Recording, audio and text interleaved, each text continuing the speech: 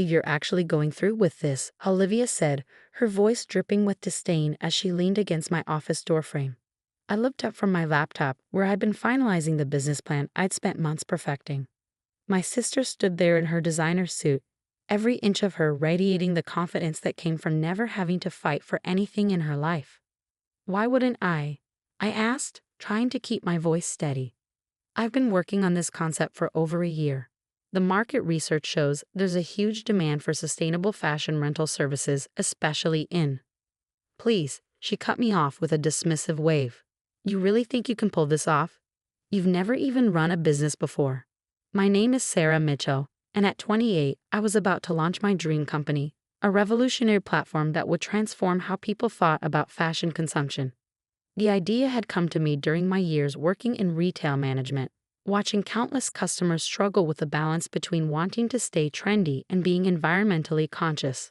My solution was simple but innovative: a subscription-based service that would allow people to rent high-end sustainable fashion pieces, with a portion of the profits going to environmental causes. I'd spent countless nights researching, planning, and building connections with sustainable fashion brands. Every detail had been carefully considered, from the eco-friendly packaging to the blockchain-based tracking system that would ensure transparency in our supply chain. This wasn't just a business idea.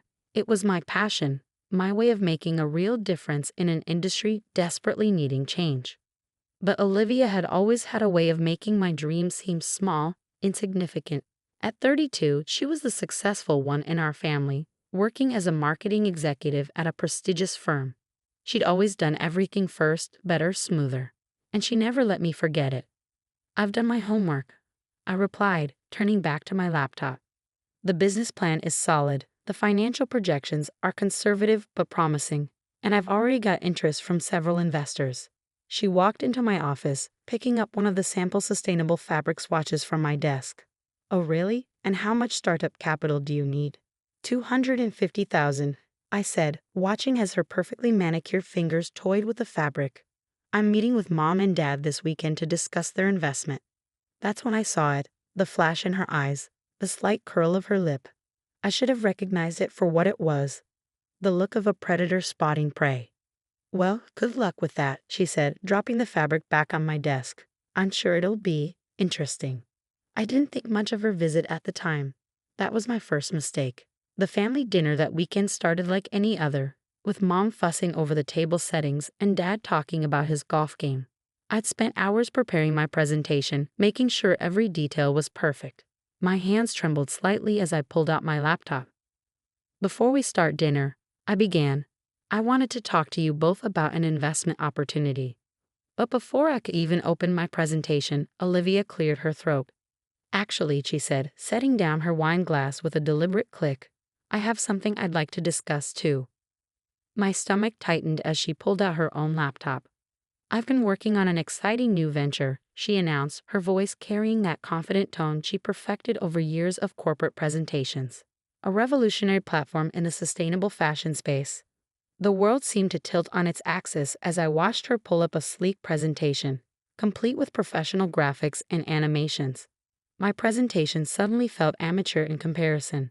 As she spoke, describing my idea with practiced ease, adding just enough tweaks to make it seem like her own, I felt the blood drain from my face.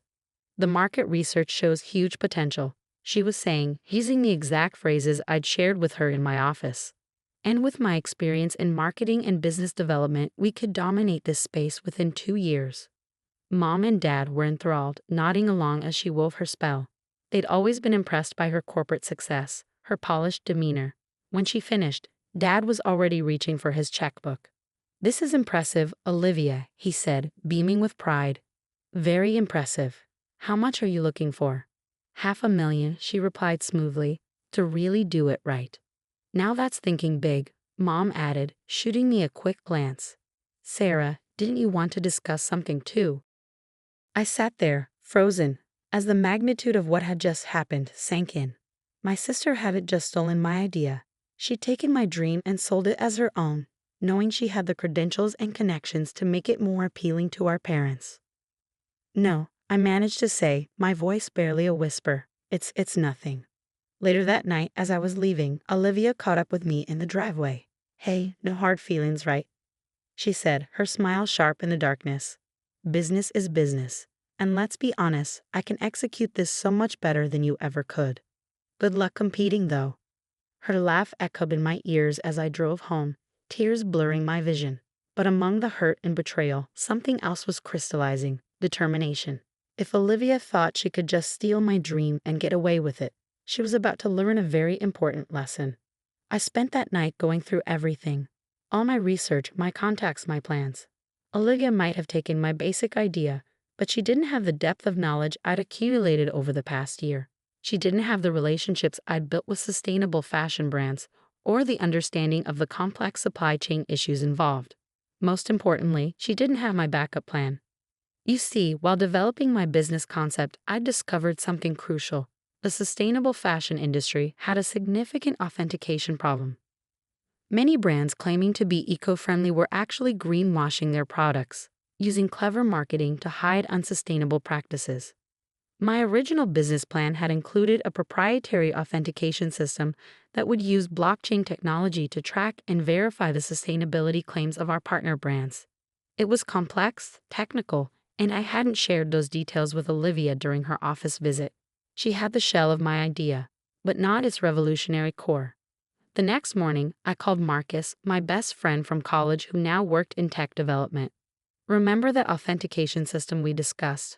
I asked. "How quickly can we make it operational?" "The prototype's already built," he replied. "We could have a working version in 3 months, maybe less." "Why?"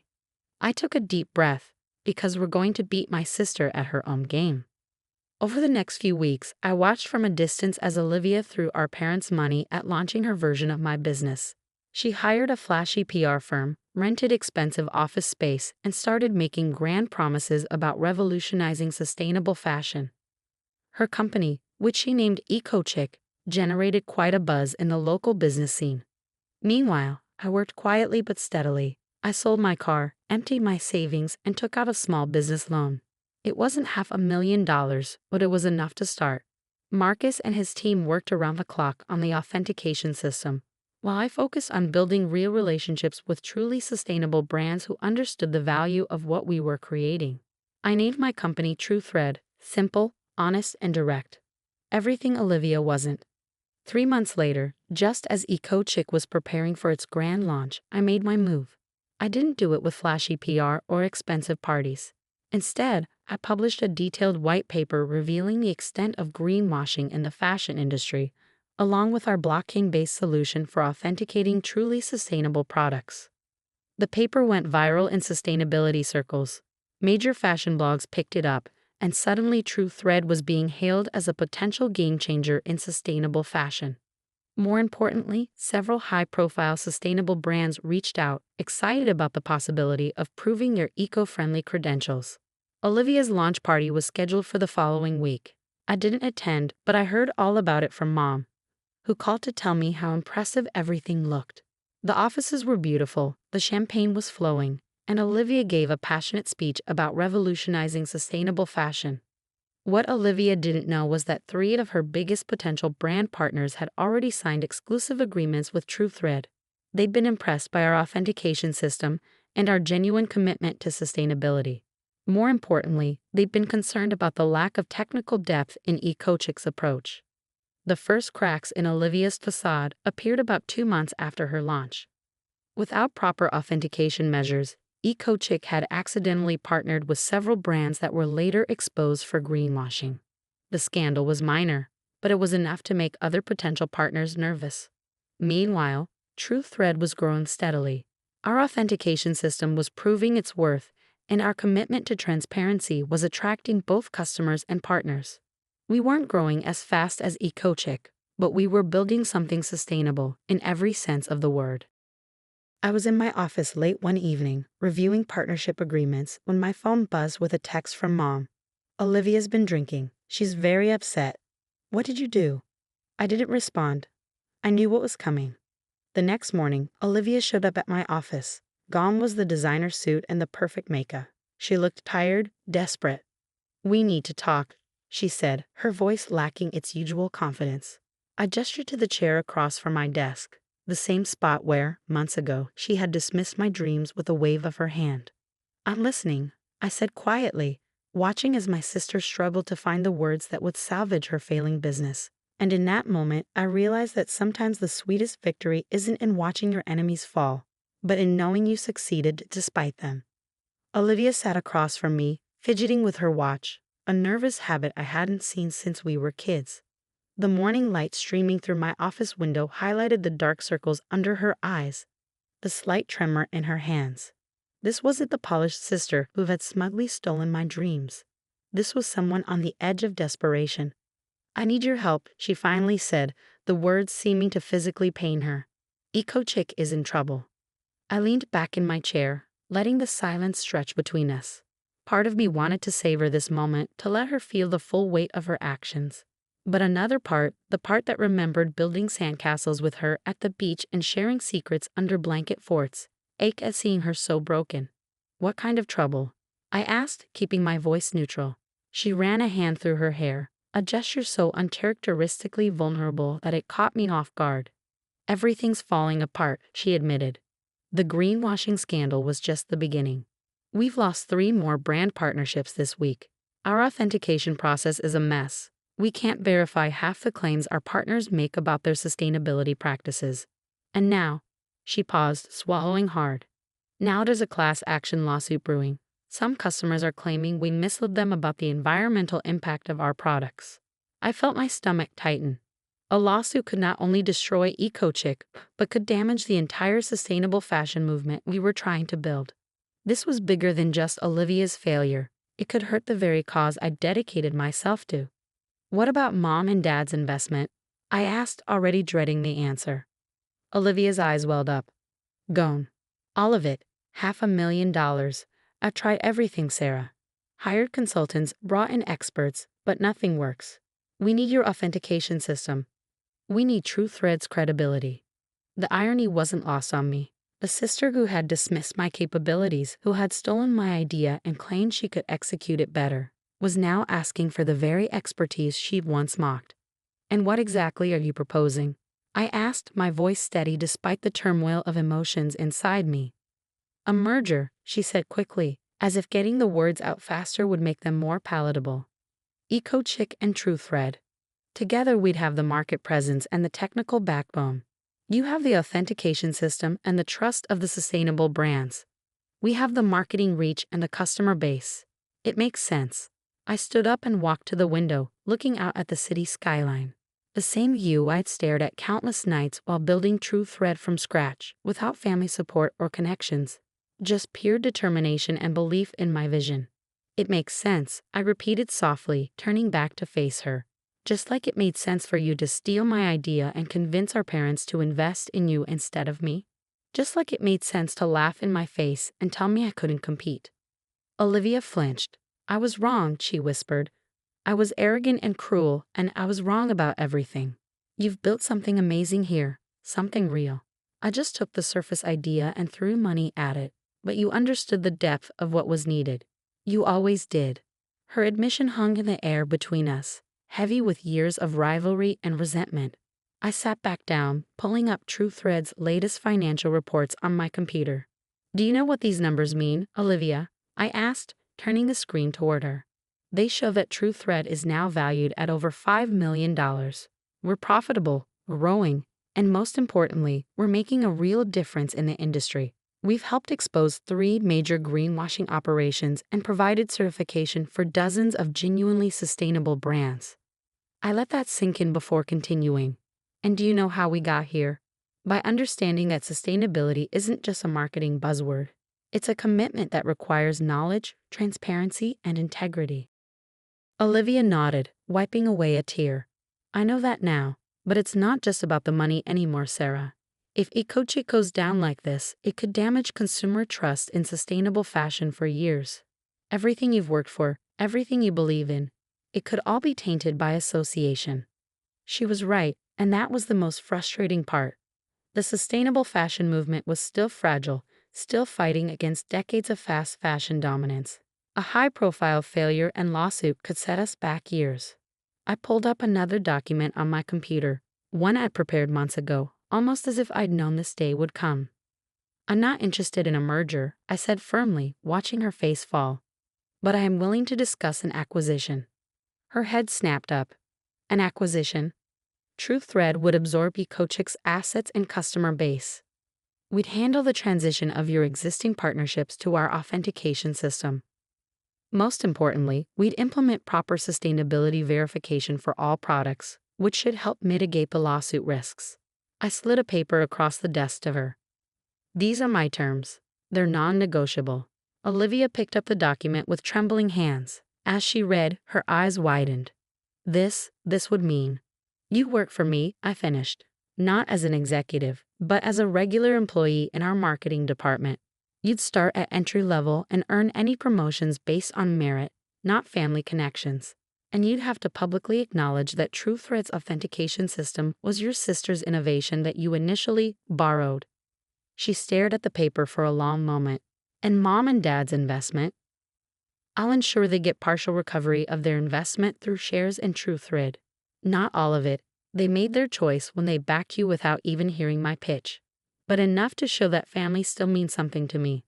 Olivia looked up at me, and for the first time in years, I saw my sister instead of my rival. Why would you do this? After everything I did to you? I thought about all the nights I'd stayed up working on TruthThread, all the obstacles I'd overcome, all the strength I found in myself when everyone else had doubted me. Because success isn't about destroying your competition, I said softly.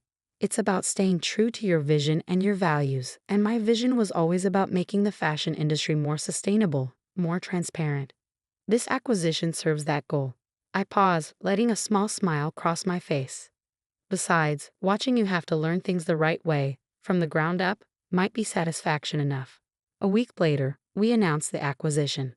The press praised it as a smart consolidation in the sustainable fashion space, but those who knew the whole story saw it for what it was. A testament to the power of doing things the right way, even when others take shortcuts. Olivia started her new role the following Monday. I watched from my office as she was shown to her small cubicle, accepting the standard employee laptop and orientation packet with a humility I'd never seen in her before. It was strange seeing her without the designer suits and perfect makeup, dressed in business casual like any other employee. That evening, as I was leaving the office, I found a note on my desk written in Olivia's familiar handwriting. I never said it properly before, but I'm sorry. Not just for stealing your idea, but for every time I made you feel less than. You've built something extraordinary here, and I hope one day I can earn the right to be proud to be your sister again. Thank you for giving me a chance to learn from you. Oh. I tucked the note into my desk drawer and headed home, feeling lighter than I had in months. The next morning, I had Marcus start training Olivia on our authentication system. If she was going to work her way up in my company, she was going to learn everything from the ground up, starting with the very thing she should have valued from the beginning. Over the next few months, I watched as Olivia threw herself into learning every aspect of the business. She stayed late, asked questions, and most surprisingly, showed genuine interest in understanding the technical side of our authentication system. The employees who didn't know our history were impressed by her work ethic. Those who did watched with a mix of amusement and respect as she earned her place, one small victory at a time. Mom and Dad took longer to come around. The loss of their investment had strained family relationships, and it took several uncomfortable Sunday dinners before we could all sit at the same table without tension. But gradually, as they saw how TruthThread was growing and how Olivia was changing, things began to heal. 1 year after the acquisition, I called Olivia into my office. She entered with the quiet confidence she developed, so different from her old arrogance. I've been reviewing your performance reports, I said, gesturing for her to sit. Your supervisors speak highly of your work, particularly your recent campaign for our Authentication Awareness Initiative. She nodded, waiting for me to continue. There's a senior marketing position opening up, I said, watching her carefully. You'd be welcome to apply, just like any other employee. A smile spread across her face, not the smug grin of old, but something genuine and warm. Thank you, but I think I'll wait. I'm still learning so much in my current role, and honestly, I want to earn it. Really earn it this time. I felt a surge of pride, not just in my company's success, but in watching my sister become someone who finally understood the value of doing things the right way. Well, I said, Standing up and gathering my things. In that case, want to grab coffee. I've been working on some new ideas for expanding our authentication system, and I'd love your marketing perspective. As we walked to the coffee shop, discussing business ideas and sharing genuine laughs, I realized that sometimes the best revenge isn't about getting even. It's about growing beyond what hurt you, and maybe even helping others grow too. TruthThread continued to lead the sustainable fashion revolution, but more importantly, it stood as proof that success built on integrity lasts longer.